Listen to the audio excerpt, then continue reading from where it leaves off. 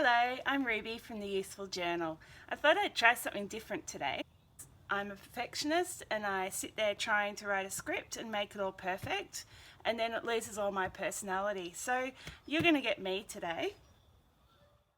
So my Useful Journal website has lots of journal reviews on it, and I decided to do that because I enjoy educating people, and also I was frustrated when I was looking for journals to buy about not being able to find enough information on them. So on my website, not only will you see this video review, but there is also the full specs of the journal, and I've done a bit of research and found out little things like their environmental performance and things like that.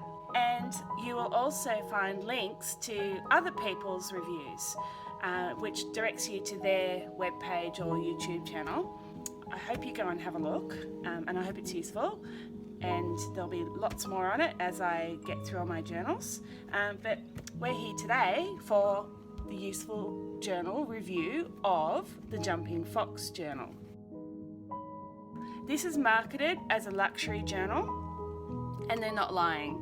It has an understated sparkle on the cover, it's very tidily constructed, and the quality paper suggests luxury. I mean, it's got a beautiful sleeve that comes out.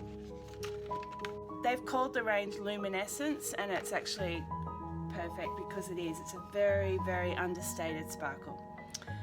The smaller number of pages makes it perfect for use as a collections journal, or when you want to cover the last few months of the year so that you can start a new journal in January, because it is only 140 pages.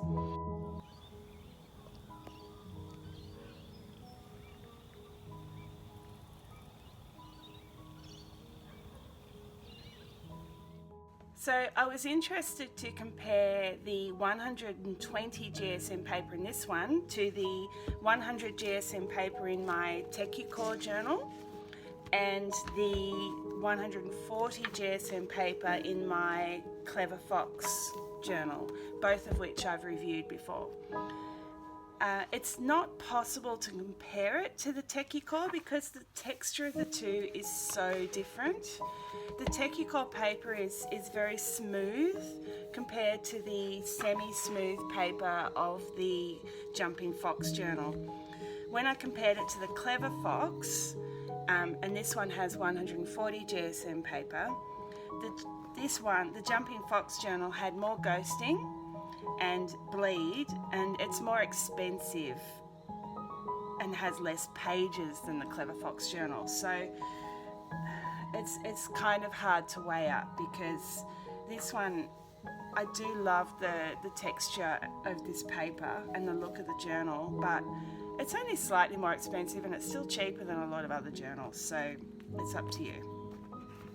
So this journal, because of the extra tooth in the paper, it is fantastic with coloured pencils. I use them on my title page. So it's really great with coloured pencils and with watercolours. And I've got a page here. So I did a little painting there.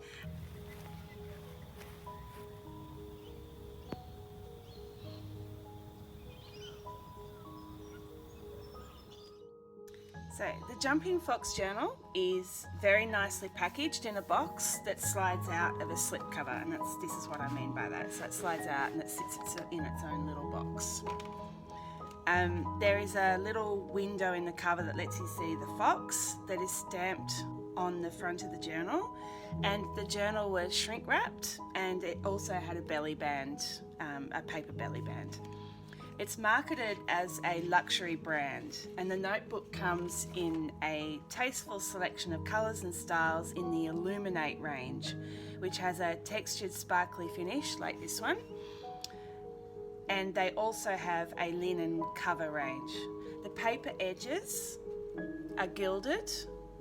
There is a pen loop. No, there's not. I'm lying. There is no pen loop. Okay, start that again. The paper edges are gilded. There is no pen loop.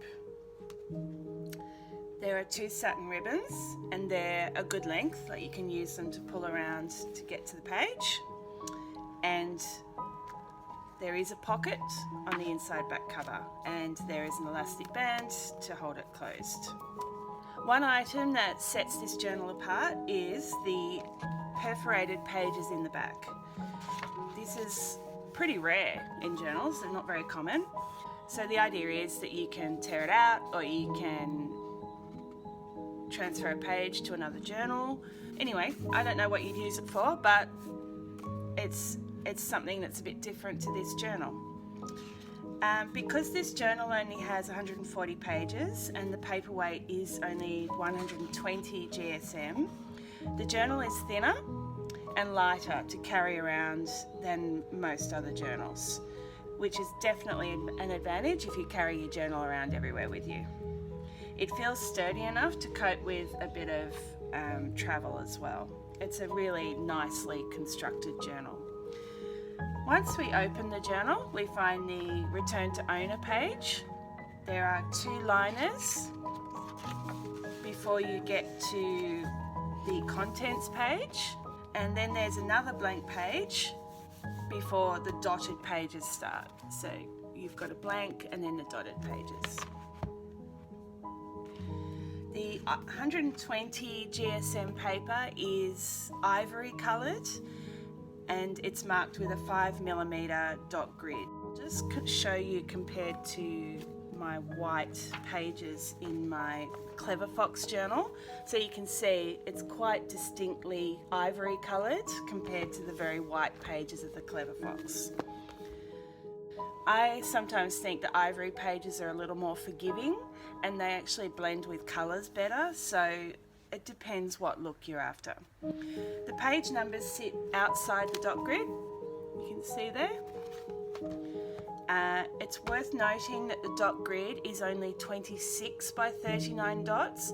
Most of the other standard journals have 27 by 39, and then there's a few that have 40, or they vary a little bit.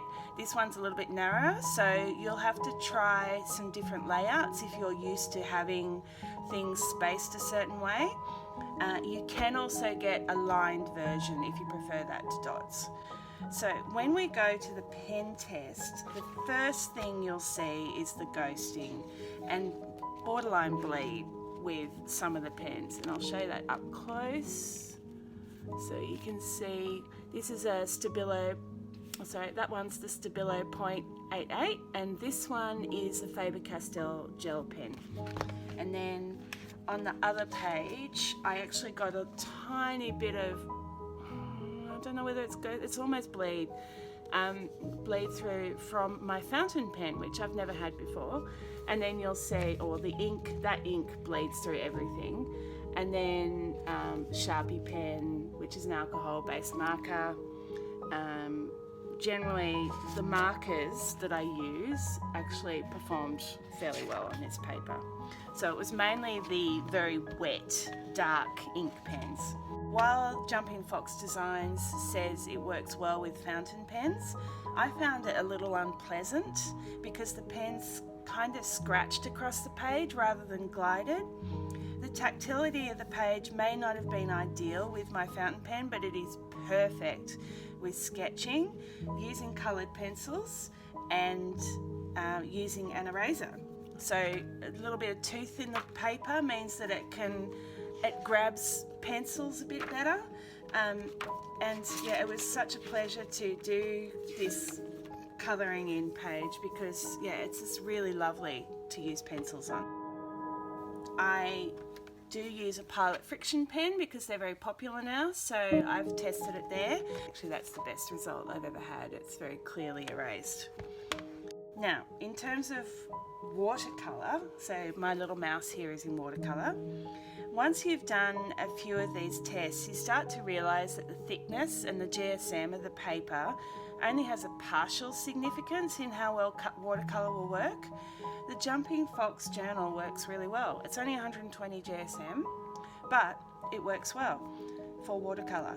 The you can lay on a fair bit of water and it sits around long enough to blend and even to remove colour if necessary, which is something that I've found some journals with smoother paper struggle with a bit, that it soaks in too fast, or I can't lift any colour, it can't blend as easily. The page actually gets minimal crinkle too, which I'm pretty impressed with. On this watercolour, like, that was a lot of water on this page and it really hasn't crinkled that much, just a little bit along the edge, but the rest of it is pretty good. And absolutely didn't hamper what I did on the next page at all. The paper itself has no recycled content and it's not FSC certified, which is the Forestry Sustainability Certification. So the environmental credentials of this journal aren't great, but the company confirmed that their priority is paper quality and they're still looking for an FSC certified paper that meets their standards. Now, it's worth noting that Clever Fox has 100% recycled paper and it performs pretty well, so I do truly believe that sustainable papers are out there and papers that are made using sustainable forestry.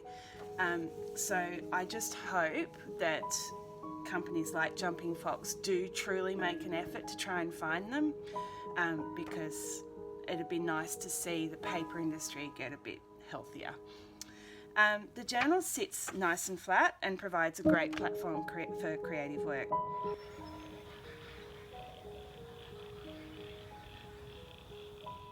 I think Jumping Fox Designs are justified in marketing this as a luxury journal. If ghosting is a major issue for you, then your best option is to go to a journal with 160 GSM paper. Otherwise, it's a great journal. Happy journaling.